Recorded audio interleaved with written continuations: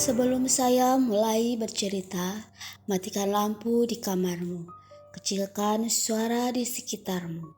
Kalau kamu masih bisa bertahan dalam gelap, cerita ini memang sedang menunggumu. Di sebuah kampung yang terpencil di lereng gunung, ada sebuah rumah kayu tua berdiri sendirian di ujung jalan setapak yang jarang dilalui orang. Rumah itu sudah kosong selama hampir 30 tahun sejak kejadian 1994. Tapi penduduk setempat masih memanggilnya rumah lonceng. Di halaman depan rumah itu tergantung sebuah lonceng besi kecil berwarna kehitaman. Ukurannya tak lebih besar dari kepala bayi.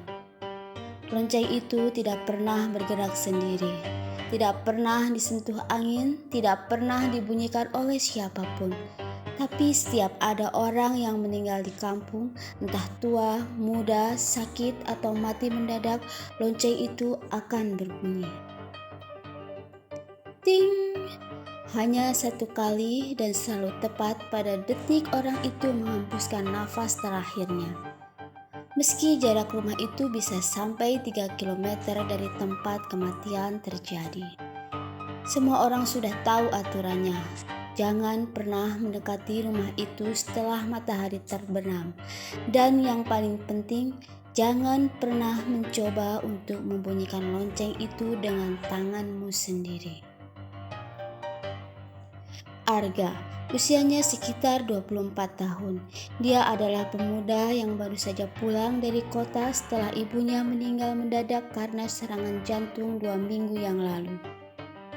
Dia datang untuk mengurus pemakaman, mengambil sisa-sisa barang ibunya, dan menutup rumah keluarga untuk selamanya.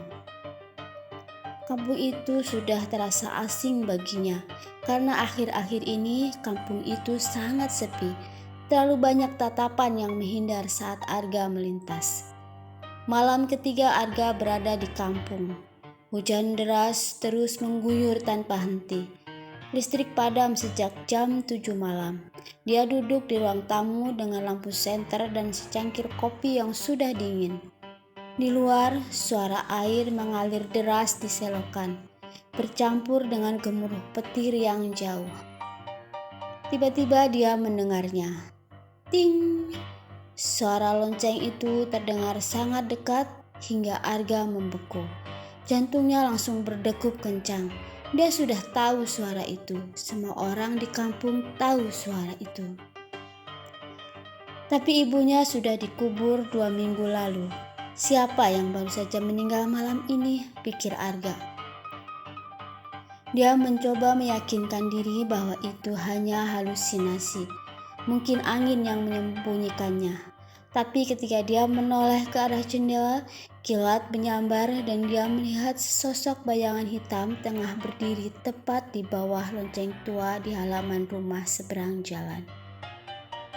Jaraknya hanya sekitar 20 meter dari tempat dia duduk. Bayangan itu tidak bergerak sama sekali, hanya berdiri mematung menghadap langsung ke arah rumah Arga. Arga segera mematikan senter berharap kegelapan akan melindunginya. Tapi dalam kegelapan justru terdengar lebih jelas. Ting, ting, 2 kali berturut-turut. Lonceng itu tidak pernah berbunyi 2 kali berturut-turut. Arga merasa tenggorokannya kering. Dia merogoh ponsel, mencoba menghubungi Pak RT atau siapa saja yang bisa ditelepon. Namun dia tidak mendapat sinyal. Hujan semakin deras, petir semakin menggelegar. Tak lama Arga mendengar suara langkah. Suara langkah itu mendekat ke halaman rumahnya.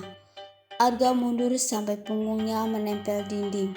Dia memegang pisau dapur yang tadi dipakai untuk memotong bawang, satu-satunya senjata yang ada di dekatnya.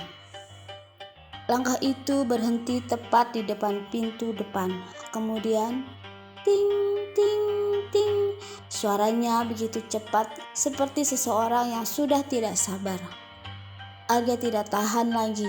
Dia berlari ke kamar ibunya di belakang, mengunci pintu dan meringkuk di bawah meja rias tua. Nafasnya tersengal. Dia cepat-cepat menutup mulut dengan tangannya supaya suaranya tak terdengar. Tiba-tiba ponselnya bergetar. Ada satu bar sinyal yang muncul seketika.